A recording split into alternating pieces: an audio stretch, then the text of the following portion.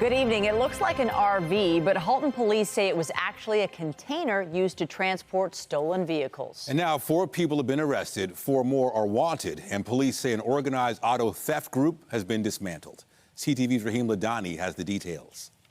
Police have dubbed this investigation Project Ninja, and what really sticks out about it is how creative the thieves were to try and avoid detection. Watch as surveillance video captures thieves loading the stolen vehicle into a toy hauler RV. It happened in Scarborough this past July and was the evidence police needed to crack a multi-million-dollar auto theft crime ring. It just goes to show the criminals are willing to evolve, and it's a constant race of trying to stay ahead of us. From the outside, this looks like a typical RV, but come with me around the corner and you can see that the alleged thieves hollowed out the inside completely so they can drive the stolen vehicles right in and head to the Port of Montreal without suspicion. Unless there's a reason for CBSA to search that shipping container, it often makes its way overseas, and that can be within a day. Police say these 8 men are Algerian nationals who were legally living in Canada, but at the beginning of the year moved to Ontario and were living in short-term rentals across the GTA. A search warrant was executed at a residence in Oshawa where several individuals of this group were temporarily staying. This resulted in additional evidence being seized. Since May, investigators say the group stole at least 40 vehicles valued at $3 million, targeting Toyota Tundras and Lexus RX 350 SUVs. Police say they would smash the rear passenger window and then reprogram blank key fobs. If they can actually have technology in the cars that can do everything from streaming Netflix movies to auto summoning and auto driving, then they can certainly put technology in the vehicles to disable the ability to be able to steal them. Officials are calling on the federal government to put pressure on car manufacturers and enforce stiffer penalties for those convicted of auto theft. Our only mandate is to make our communities safe. So it's frustrating to us, and it breaks our hearts when we see people going through the trauma for a car. Only 12 of the 40 stolen vehicles have been recovered so far. The rest already believed to have been shipped to Morocco and Dubai. Canada-wide warrants have been issued for the 4 outstanding suspects. Of the 4 suspects who have been arrested, I can tell you that at least one of them is already out of police custody after he received bail. Rahim Ladani, CTV News. In York Region, police are sharing disturbing footage of what they're calling a failed carjacking attempt in Markham. This video is from the evening of August 31st. A woman can be seen parking her SUV in a garage near Enterprise Boulevard and Birchmount Road, tailed by a sedan. She's then approached and assaulted by 2 men who demanded the keys to her vehicle. After a struggle, the suspects fled empty-handed. The victim was not seriously injured. And now police are looking for the pair, as well as the white Honda Civic they were driving at the time of this incident. Meanwhile, Toronto police are asking for the public's help identifying a suspect accused of sexually assaulting a child. Investigators say this happened Sunday, August 25th at Heron Park Community Center. They're alleging this man tried to pull a child away from their mother in the pool, but was stopped. He then allegedly sexually assaulted a second child before running away. If you recognize him, please call police. Detectives believe the suspect in a stabbing on the TTC did not know his alleged victim. At around 3 o'clock yesterday, emergency crews were called to a streetcar at Dundas Street West and St. Patrick Street. Police say 2 men got into a verbal and physical confrontation that saw one pull out a knife and stab the other, leaving him with serious injuries for which he is expected to survive. 55-year-old James Brooks was taken into custody on charges including aggravated assault. And a crash involving a car and a motorcycle sent 2 people to hospital last night. It happened shortly before 11 at Lower Spadina and Lakeshore Boulevard. Both people on the bike suffered life-threatening injuries. Police say the driver in that car remained at the scene. It's not clear if charges are pending. Still ahead, a new survey reveals how Canadians feel about the current tipping culture. How much is enough and when should you tip? The answers straight ahead. But first, a look at the forecast. Here's a live shot. It's a nice-looking summer evening. Still time for some beach volleyball and a great time for any other outdoor activity. And the warm weather will continue for the next few days. Jessica Smith is here with a look at the current conditions. It still looks like midsummer. And it feels like midsummer, right? We still have plenty of really nice weather for people to get outside and get active into the evenings, whether you play volleyball, baseball, soccer. It is going to be fantastic, really, over the next week and a half. We do have some active weather in the province through central Ontario, but that is staying north of us, and we're not dealing with that here in the GTA.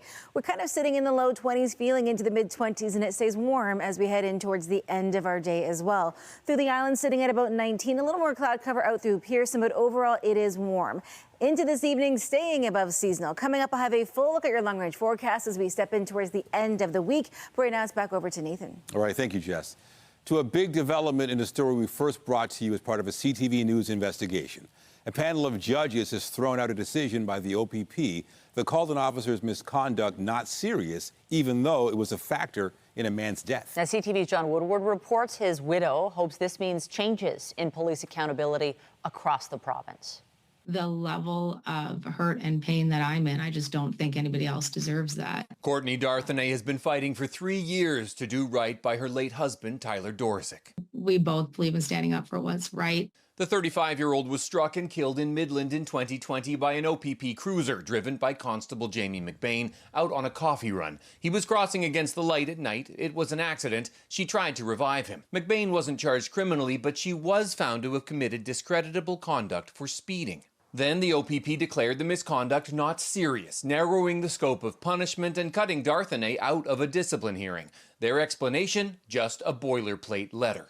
A CTV News investigation found identical paragraphs had been sent dozens of times to complainants, telling them the misconduct was not serious in cases from neglect of duty to unlawful use of force. Darthenay went to court. This week, the judges threw out the determination and said the force had to explain itself, saying a complainant has a legitimate expectation of receiving reasons justifying why conduct is not of a serious nature when the officer's conduct caused a civilian death. It will not be readily apparent to many members of the public how police misconduct causing death is not considered serious. At a minimum, there is a legitimate expectation in having this explained. The judges didn't decide that the misconduct should be declared serious or not. That's now up to the OPP, who must reconsider the case again from the start. Darthenay's lawyer, Justin Safayeni, hopes the decision will mean big changes for police forces dealing with complaints. Hopefully, if the decision is taken seriously, it means that there won't be another case like Courtney's. The lawyer for the OPP Association says they're considering an appeal.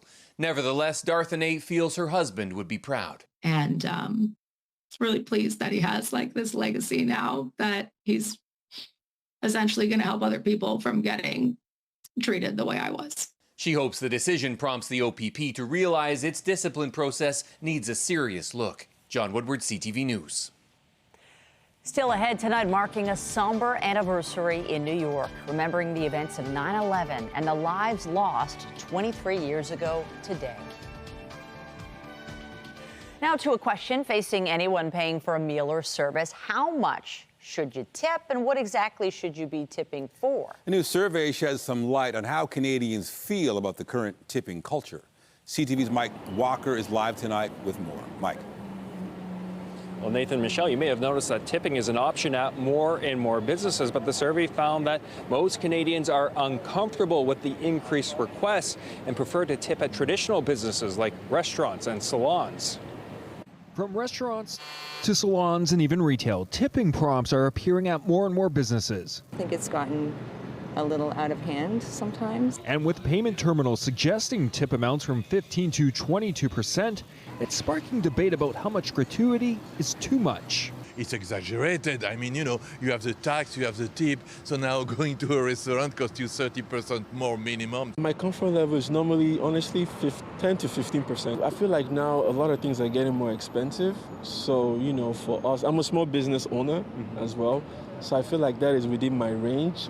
Despite the tipflation, a 15% tip is appropriate for most Canadians, according to a new survey by Narrative Research, primarily at restaurants and salons. Probably because of the kind of economic situation that we're living in right now, people are even more focused on being asked to pay extra.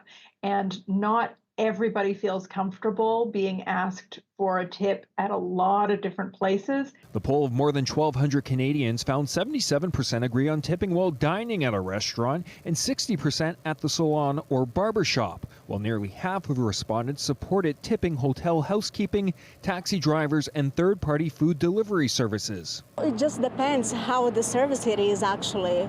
It was $250 worth of food, and they did not tip. This waitress has noticed a shift in tipping culture. It's 50-50 now. We've got people that understand and they tip, and we do also have that a lot of people that don't. Cost of living, so many things, and I understand it. The least acceptable services, according to the poll, are fast food, grocery pickup, takeout, and retail stores. Maybe like people who work at places where they're just serving you a sandwich or they're not going above and beyond. It's just part of their job, because I worked fast food and we didn't get tips. If you're not getting what you're paying for, basically, that's the time where maybe a tip is not warranted. Consumers say it really boils down to paying for the experience. The survey also found that 6% of Canadians don't believe in tipping at all. Reporting live, I'm Mike Walker. Michelle, back to you. Thank you, Mike. The province has announced a new point person to oversee its financial dealings with the city. It's a familiar face here in Toronto, a former city councillor and budget chief who will now be working for the province. CTV's Queen's Park Bureau Chief Siobhan Morris has the story. It marked the start of a new era between the city and the province, a new fiscal framework, a new deal. Some of the funding that's been promised by the provincial government through the New Deal, they wrap up in 2026. So we do need to have the New Deal Part 2. And yes, the conversation is ongoing. Enter a familiar face, Gary Crawford. The longtime city councillor and one-time Progressive Conservative candidate has a new title, Special Advisor on the New Deal. So fortunate that Gary's come on board. He was down at City Hall. He was a budget chief for the last 9 years. No one understands the books better. The finance minister's office says Crawford will focus on improving public transit, highways, support for police, housing, economic growth, all ensuring the responsible use of public money. Let's make it safer. Let's continue building the transit.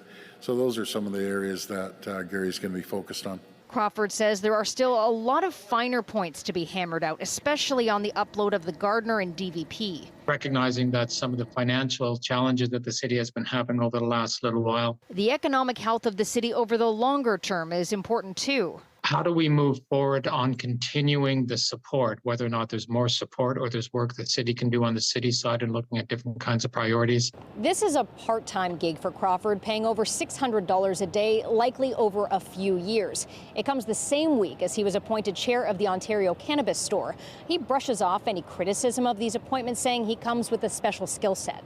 One of the challenges I had when I was on the city side is really trying to explain to the province how the city works, how we function. And those conversations weren't always successful. A dynamic he thinks can change to chart a stronger relationship between the two levels of government. Siobhan Morris, CTV News. The federal Liberals have been meeting over recent days to strategize a way forward ahead of two by-elections and the return of Parliament. CTV's Mike Lecouteur has the latest from Nanaimo, BC. A number of Liberal MPs were coming into this caucus retreat looking for a path forward and a way to really counter the attacks from Conservative leader Pierre Poilievre. They have been seeing a number of dwindling poll numbers, and of course they've seen discontent on the doorstep. So they were hoping to see from the leadership here in the Liberal Party any type of life to show that they could take that type of energy into the parliamentary calendar, which, as we know, starts just next week. And of course, in his press conference today, Prime Minister Justin Trudeau was trying to show that his team is still in the race, talking about some of those attacks on Pierre Poilievre and really taking the fight back to him. Have a listen to what he said when he was pressed on the matter today. I can't wait to continue getting into it this fall with Pierre Poilievre, whose perspective is cuts are the only way forward. MPs have spoken about meetings that they've had and operationally how they are actually going to try and frame the Conservatives and Pierre Poilievre. They want to make sure that they are taking the fight to him and showing Canadians the consequences of their actions and the consequences of a possible Conservative government. They say that is what they need going forward out of this caucus retreat. And part of it is also talking about the Liberal record on the economy. That is why Mark Carney was named the chair of this task force on economic growth and helping them get their message out, especially as they head into this crucial time when we know that an election could happen at any time because the Liberals and NDP are no longer in that supply and confidence agreement. Mike Lecouteur, CTV News, Nanaimo, BC.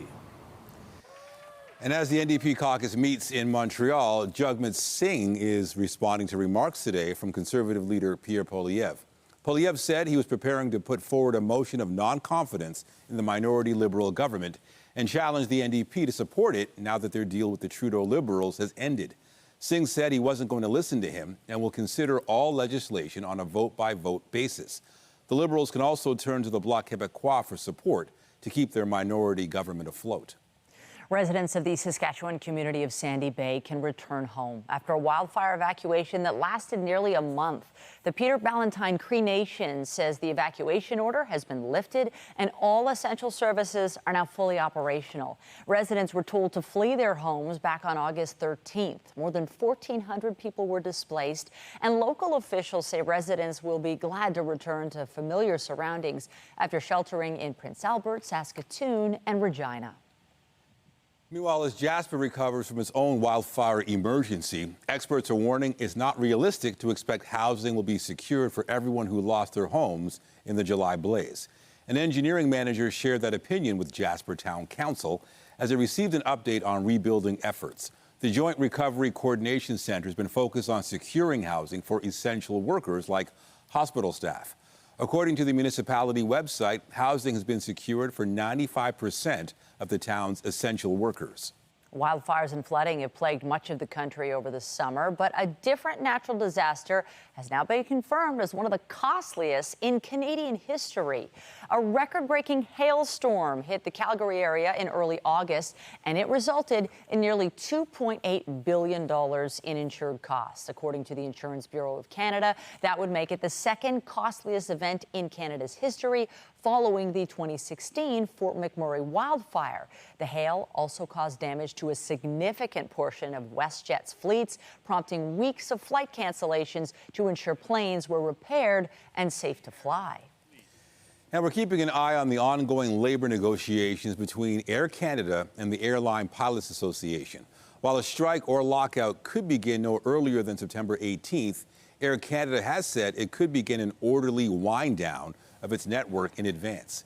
Aviation analytics company Cirium says a total stoppage of Air Canada and Air Canada Rouge could impact as many as 128,000 seats directly per day. Although flights operated by third-party carriers like Jazz would not be affected.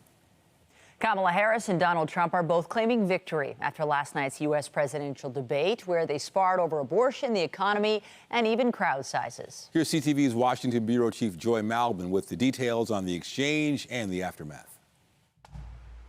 On the anniversary of 9/11, after the worst terrorist attack on U.S. soil, a moment of rare political unity. Let's have a good debate. Last night, it was anything but. The gloves came off. Donald Trump was fired by 81 million people. Clearly, he is having a very difficult time processing that. From Donald Trump's refusal to accept he lost the 2020 election, Kamala Harris's strategy, bait Donald Trump, pushing him on issues like abortion. For 52 years, this issue has torn our country apart, and they've wanted it back in the States. And I did something that nobody thought was possible. The government, and Donald Trump certainly, should not be telling a woman what to do with her body. Trump repeated false claims that babies are being aborted at birth, prompting the moderator to fact-check him.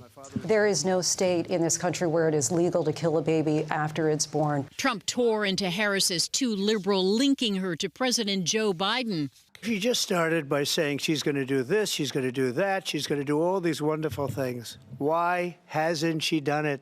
She's been there for 3.5 years. Harris mocking Trump's obsession with crowd sizes and rallies. He talks about fictional characters like Hannibal Lecter.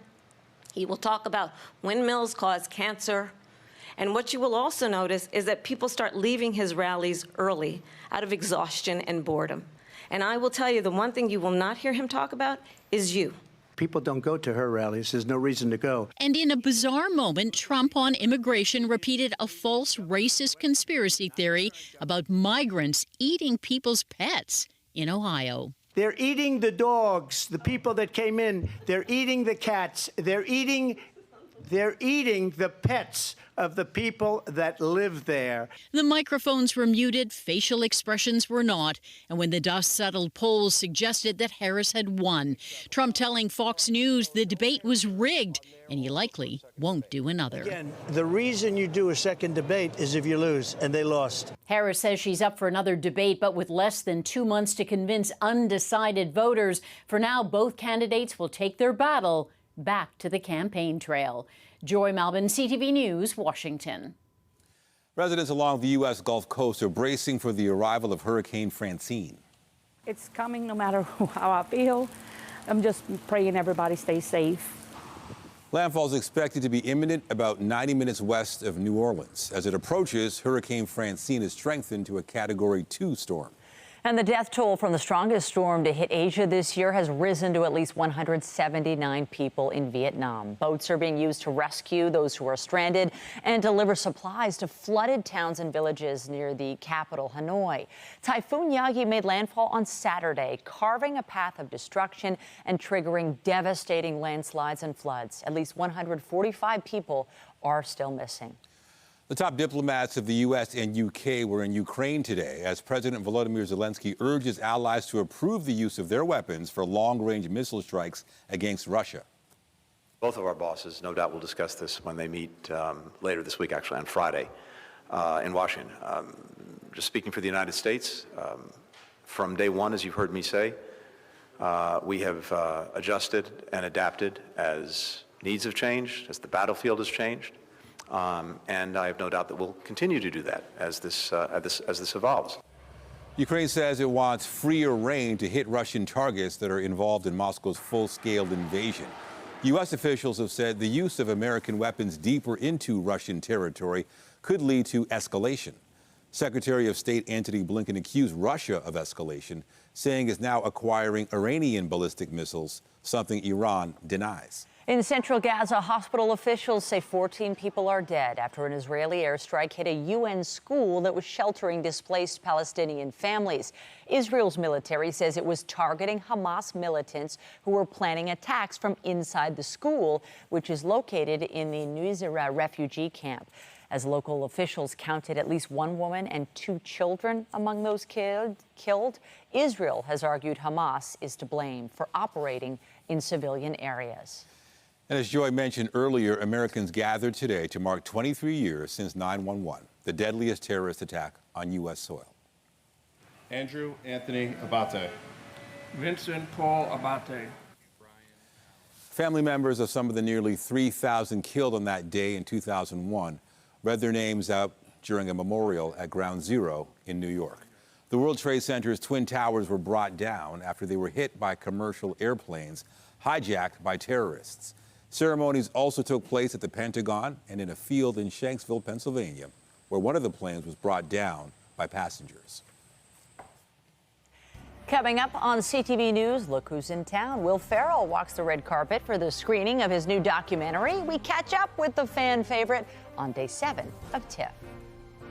And I'm Pat Foran. Coming up on Consumer Alert, if you're booking a flight anytime soon, take time to triple check your information. A woman was denied a flight going to a family funeral because of a missing letter on her airline ticket. We have some good advice. That story is just ahead. And we're settling into a bit of a warming trend, and as we head into the next few days, the heat is going to rise. A ridge builds into the jet stream, and we are overtaken by warm air. Coming up, I'll have a full look at your long-range forecast, show you just how hot it's going to get, and we're going to have all your news right ahead. That's after the break. Whether you're booking a flight or a destination vacation, it is important to make sure all your travel documents are up to date and in order. And if you make a mistake booking a trip, you generally have 24 hours to correct it. But if you don't catch an error, you could be denied boarding. Here's Pat Foran and Consumer Alert. Pat. Nathan and Michelle, a woman booked a last-minute flight to attend a funeral, and she admits she was in a hurry when buying her tickets. One letter was missing from her last name, and while she thought it could be corrected at the airport, she wasn't allowed on the plane. I'm so upset. Kimberley Faber of Thornhill says last month her father-in-law passed away unexpectedly in Calgary, and she wanted to take the next flight there to be with her family. She booked with Flair Airlines and bought a ticket as Kim Robin Faves. The ticket cost her $841. When she got to the airport, she was told there was a problem. Kim and Kimberly aren't the same name, so we can't let you through. Not only was her full name Kimberly, not Kim, there was also an R missing from her last name.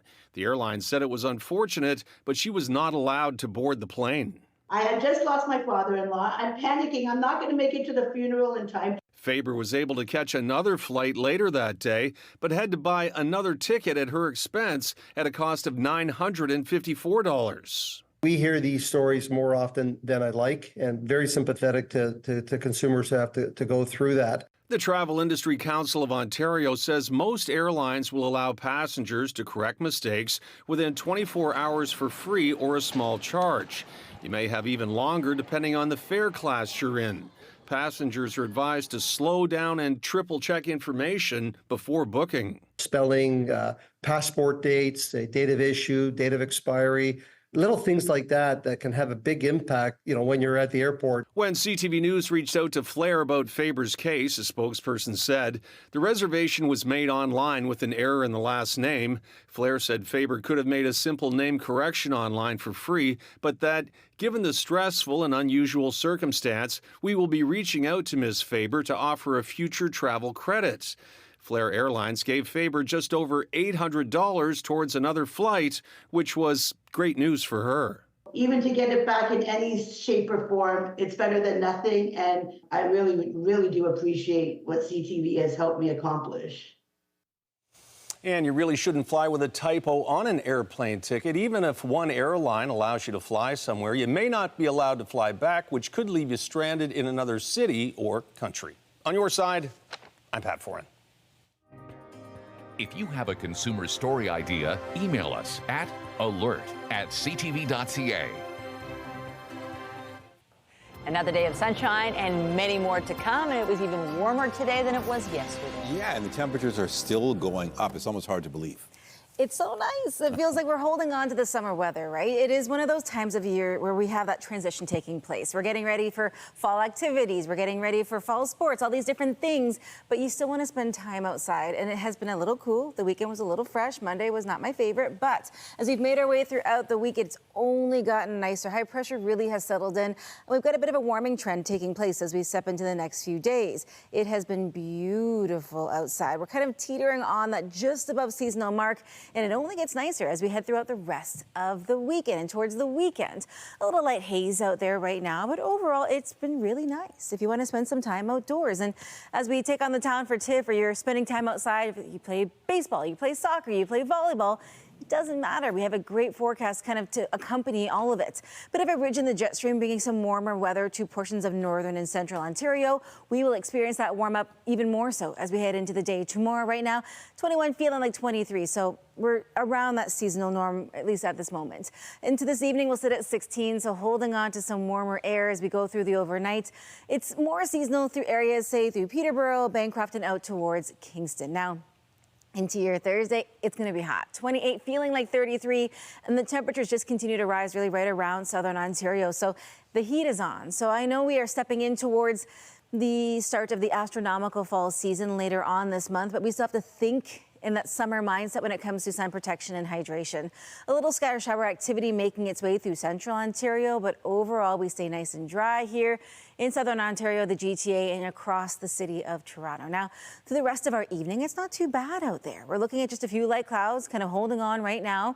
It clears out though as we head in towards the evening, and if you do have outdoor plans, it's pretty nice. We step in towards our Thursday, more of the same We're getting into that time of year where the sunrise and sunset is kind of at that key time for a lot of people driving. So make sure you have kind of the right eye protection sunglasses or the little clip-on ones, whatever you need to keep yourself safe when you're driving. As we head in towards our Friday evening, a beautiful night ahead of us, and we step in towards the weekend with almost a picture-perfect forecast, if I do say so myself. It's just a whole lot of sunshine. I promise the icons are all working. There's just nothing going on. We're looking at 28 as we head in towards the day tomorrow, feeling into the mid-30s in some areas. And as we step throughout the week, that's as that ridge in the jet stream that separates the colder air to the north and the warmer air to the south kind of really starts to rise. And we are just overtaken, in a good way, by some warmer air. And as we step into the weekend, we have almost an identical forecast from Friday right through to Sunday. We'll see how those temperatures fluctuate ever so slightly. But as we step in towards next week, it stays really nice. We're looking at the potential of a little more cloud cover creeping in midweek next week, but you know what? I'm not mad at it. We're kind of settling into the middle of September in the most beautiful way, if I do say so myself. Michelle, send things to you. Agreed. Thank you, Jess. Thanks. Also tonight, covering TIFF at the tender age of 8. We catch up with the fresh-faced new reporter in town, keeping Hollywood's finest on their toes.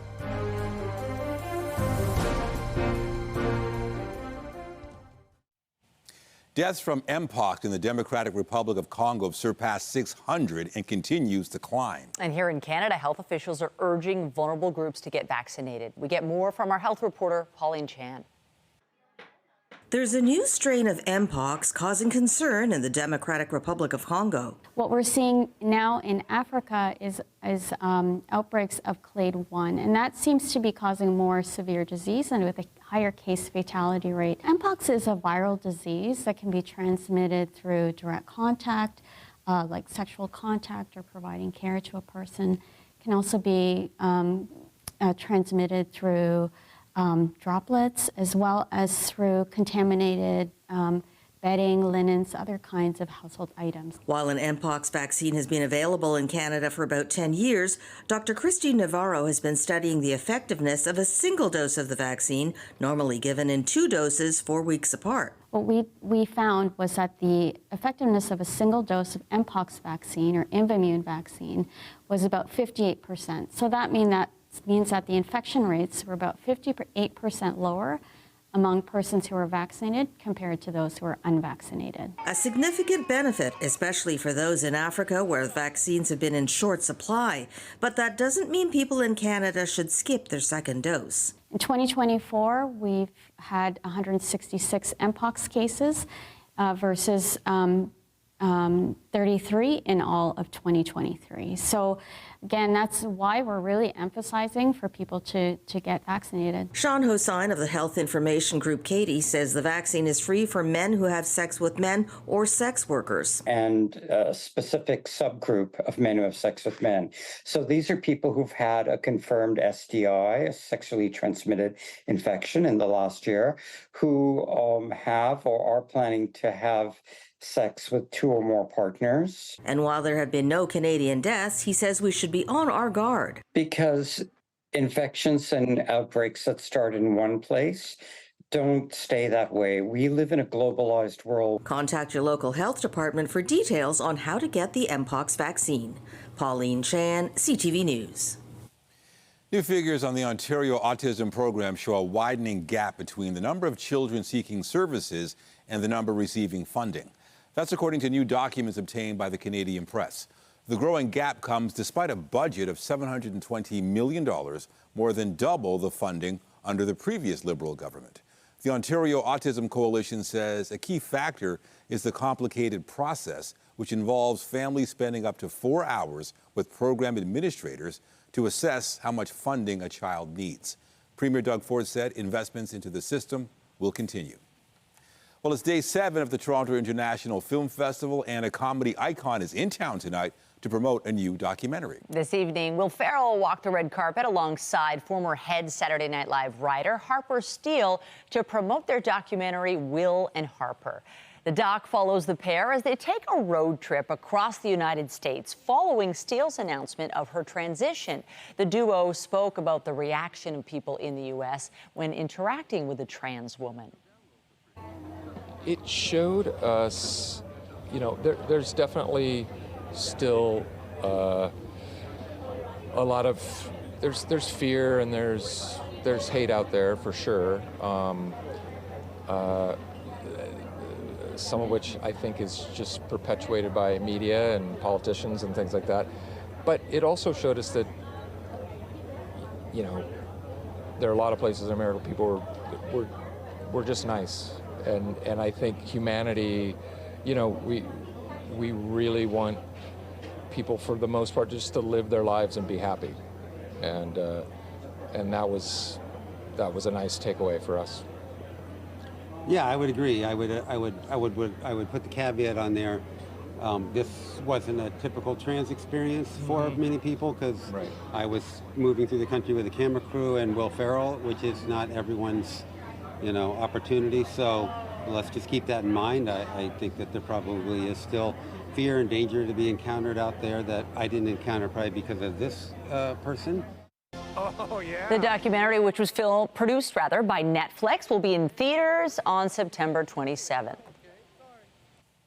Well, for the past 7 days, the red carpets at TIFF have been packed with celebrities and journalists. But one reporter is making a name for himself despite not being old enough to see most of the films he's covering.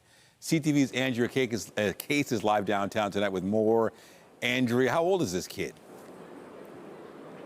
You know, just as you're coming to me, of course, my earpiece goes out. But here we go. I've been covering this festival for about 23, 24, 25 years. I've lost count. And I used to be one of the youngest people. No, I was never one of the youngest people on the red carpet. But at this festival this year, I think I found the youngest reporter ever. And yes, he's 8 years old.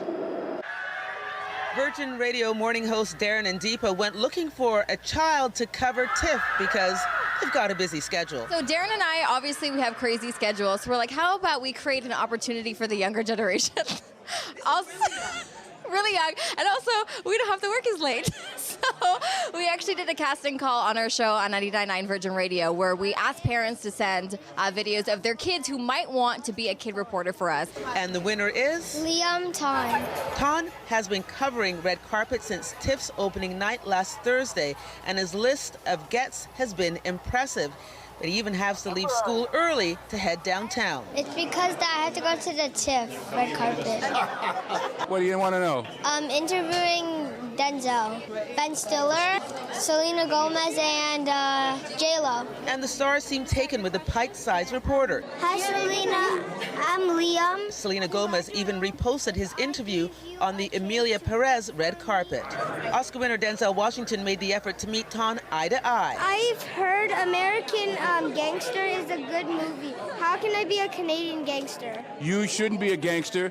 You're too smart to be a gangster. And Liam's reaction was priceless.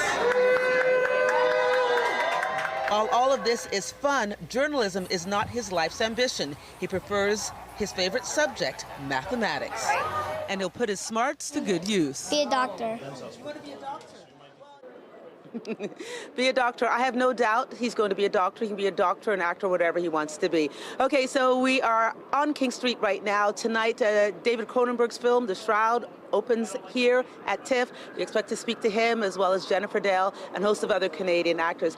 Also, Benjamin Bratt is in town, as well as Patrick Wilson and Edward Burns, so many people. I'm going to wrap it all up along with Francis, my cameraman tonight, for you at 11:30. Reporting from King Street, I'm Andrea Case. Michelle Dubé, a star of CTV. I'll send it back to you. How do you keep track of it all? We look forward to your report tonight. Thanks, Andrea. She's a pro. After the break, CN Railway's profit forecast is derailed by work stoppages and wildfires, and TD is fined $28 million for sharing false information about its customers. Business News is next.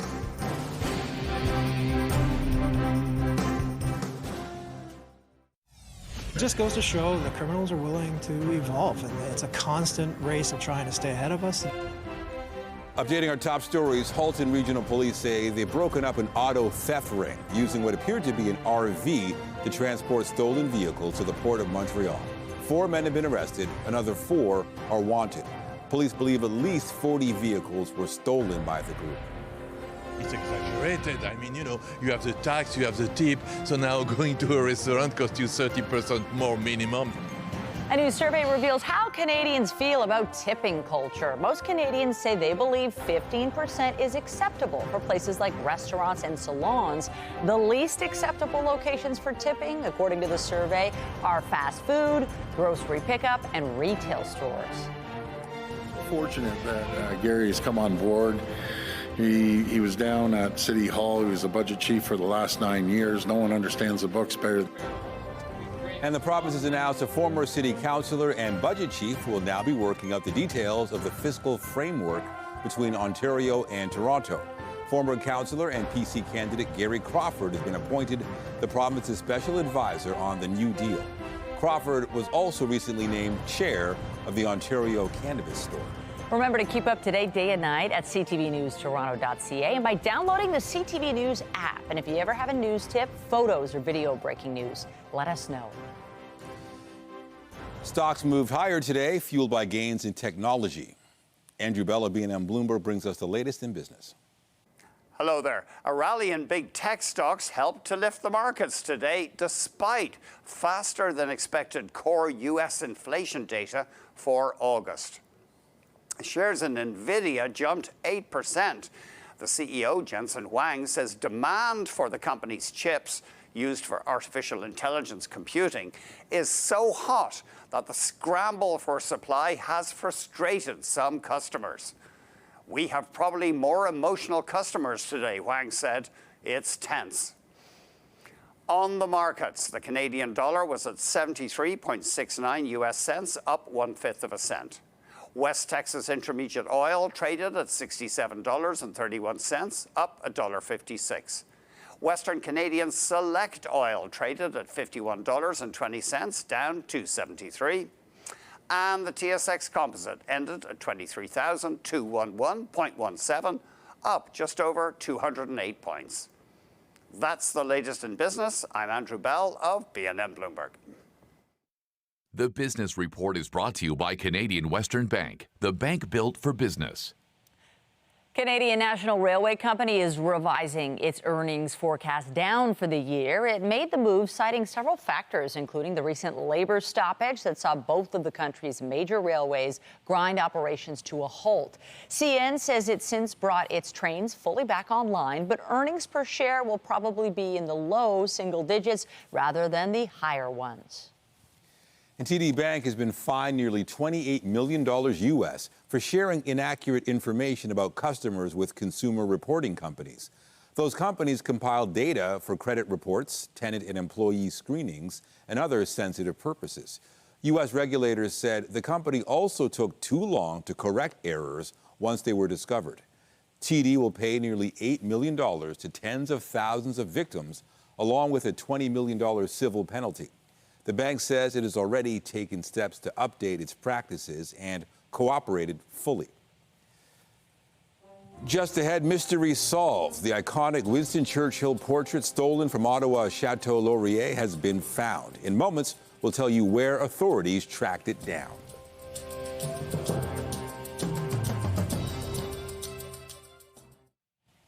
The mystery behind the theft of a world-renowned portrait of Sir Winston Churchill has been solved after more than 2 years. The investigation to find the stolen portrait spanned the globe, and soon it will find its way back home to Ottawa. CTV's Judy Trin has the details on how a hotel's prized possession was lost and then found.